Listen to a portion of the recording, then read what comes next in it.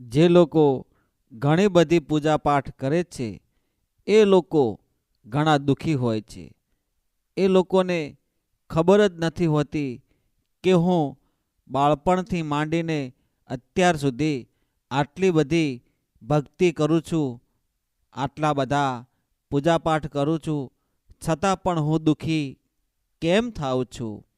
ઘરમાં ક્લેશ, કંકાસ, ઝઘડા, ઘરમાં તમારું મન ન લાગે, ઘરમાં તણાવ રહે, આર્થિક પરિસ્થિતિ સર્જાય, પૈસાની તંગી હોય, બીમારી હોય, કોઈ અણધાર્યા વિઘ્નો આવતા હોય જે તમને સમજાય નહીં, અને કોઈ તમને ઘરમાં બોલાવે તો તમને ચીડિયાપણું લાગે, ગુસ્સો આવે, એકબીજા બોલે તો પણ તમને મનમાં અણગમો પેદા થાય, ઘરમાં સંપ ના રહે, મા બાપ હોય, ભાઈ હોય, પિતા હોય, માતા હોય, દાદા દાદી હોય, બહેન હોય, આપણા ઘરમાં સગાવાલા કોઈ મહેમાન આવ્યા હોય તો પણ તમને ઈર્ષ્યા અદેખાય થાય. એટલે કહેવાનો અર્થ એ છે કે તમારા અંદર નકારાત્મક શક્તિ વધી ગઈ હોય, જે ધારો એનાથી ઉલટું થાય અને ઘરનો વિનાશ થવા લાગતો હોય, ઘરમાં બરબાદી થવા લાગતી હોય. તમે સારું કરવા જાઓ અને થઈ જાય ઊંધું, તો આ બધા લક્ષણો તમારા ઘરના વિનાશના છે.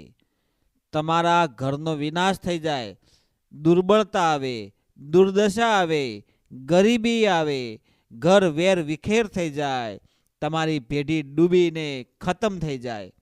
આવા બધા લક્ષણો હોય ત્યારે કુળદેવીમાં રૂષ્ટ થઈ ગયા હોય, કુળદેવીમાં નારાજ થઈ ગયા હોય એમ સમજવું. મિત્રો, આ બધામાંથી મુક્ત થવું હોય, કુળદેવી માને મનાવવા હોય, રાજી કરવા હોય, પ્રસન્ન કરવા હોય, તો તમારે કુળદેવી માને જાણવા જોઈએ.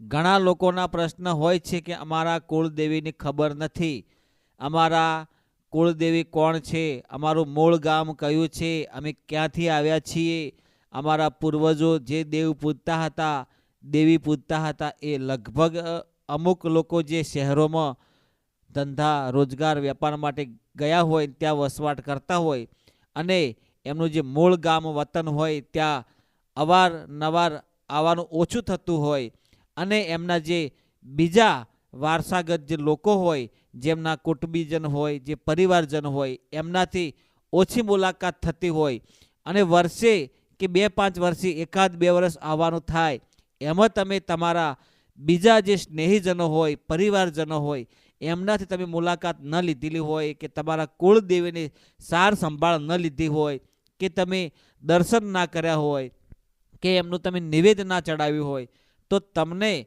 તમારા કુળદેવીના જે રીત રિવાજ છે, જે તમારા પૂર્વજો, વડદાદાઓ, પરદાદાઓ કુળદેવીમાંની કઈ રીતે સેવા પૂજા કરતા એનો તમને ખ્યાલ ના હોય તો જ તમારા ઘરમાં દુઃખ આવવા લાગે. હવે તમારે જે તમારા સ્નેહીજનો છે, તમારા કુટુંબીજનો છે, તમે શહેરમાં રહેતા હોય કે બહાર ગામ રહેતા હોય તો તમે એમનો સીધો કોન્ટેક્ટ કરી શકો છો, એમને મળી શકો છો. હવે તમારે એમને મળી અને તમારા પૂર્વજોની, તમારા વડદાદાઓની, તમારા કુળદેવીની તમારી માહિતી ભેળી કરવાની છે. કઈ રીતે વિધિ વિધાન કરવું, કઈ રીતે પૂજા કરવી, આ બધું તમારે એકત્ર કરી અને કુળદેવીને રીઝવવાના છે. કુળદેવી નારાજ થયા હોય ને તો તમારી જે વંશ પરંપરાગત જે પેઢી છે એ આગળ ન ચાલવા દે, એટલે કે તમારા પેઢીમાં કોઈ સંતાન ન થાય, તમારા ઘરમાં ઝઘડાઓ જ થાય, ક્લેશ કંકાસ રહ્યા જ કરે અને તમે બરબાદીના માર્ગે જતા રહો. એટલે કુળદેવીને ક્યારેય ભૂલવી નહીં.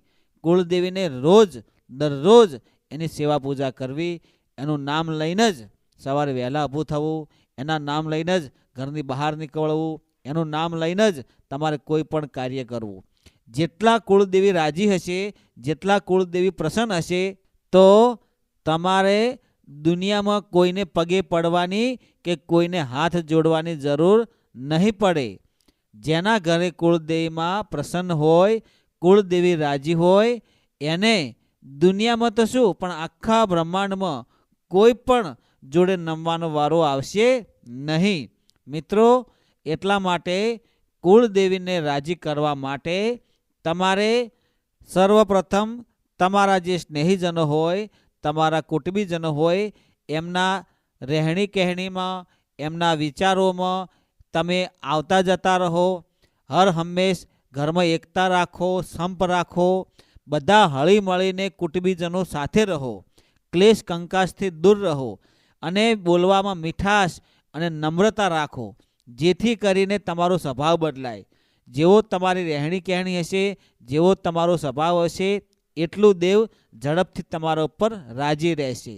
મિત્રો, કુળદેવીને રાજી કરવા માટે સર્વપ્રથમ ઘરમાં સકારાત્મકતા જોઈએ, શુદ્ધતા જોઈએ, પવિત્રતા જોઈએ ને નમ્રતા જોઈએ. આ બધા વિચારો તમારા સદબુદ્ધિના વિચારો હોય, ઘરમાં ક્લેશ કંકાસવાળું વાતાવરણ ન હોય અને બધા જ ઘરમાં એક સંપેતે રહેતા હોય અને માતાજીની તમે સેવા પૂજા કરતા હોય તો તમારી પૂજા માતાજી લેખે લે છે. બીજું મિત્રો, કે અચાનક જ જો તમારો ધંધો ચાલવા લાગે, ઘરમાં કોઈ પણ બીમારી ના હોય, બધા વિઘ્નો દૂર થઈ જાય, બાળકોના લગ્ન થઈ જાય, તમે જેવું વિચાર્યું ના હોય એવું કામ થવા લાગે તો કુળદેવીમાં રાજી હોય છે, કુળદેવીમાં પ્રસન્ન હોય છે. જે તમે ધારો એવું કાર્ય થવા લાગે. પણ કેવું કાર્ય હોવું જોઈએ? કે સર્વ જગતના કલ્યાણના હેતુ માટે હોવો જોઈએ.